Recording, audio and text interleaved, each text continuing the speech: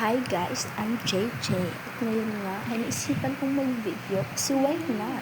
Hapon akong nakahiga pero hindi nakatulog kaya ngayon naisipan kong mag-video na lang. At sa mga hindi pa pala nakakaalam, kagabi pa ako walang tulog, my God. Kasi kahapon nga pag uwi ko galing sa palengke at galing na rin sa clinic, ay naisipan kong i-decorate na kasi bala kong i-surprise ang aking basta alam nyo na yan. At na-stress pa ang aking bangs dyan kasi hindi ako makapag-electric fan. Sobrang init kasi naman nililipad yung aking ginagawa. At tapos ko nang lubuhin dyan ang mga balon kasi why not? Tapos na rin naman lubuhin ng darling ko yung tiyan ko. Oh, bitaw guys, grabe yung struggle ko dyan. Oh, struggle sa pagdikit ko dyan kasi hindi masyadong dumidikit. Buti na lang sa wakas ay natapos.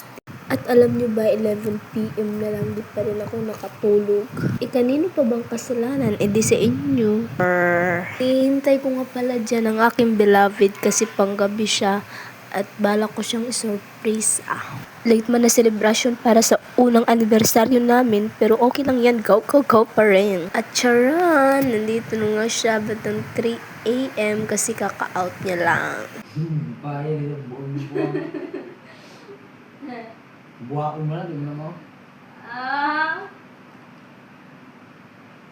So ayun, dahil sa sobrang excited niya na malaman kung ano nga ba talaga ang gender ng aming baby, so binigay ko na yung papel.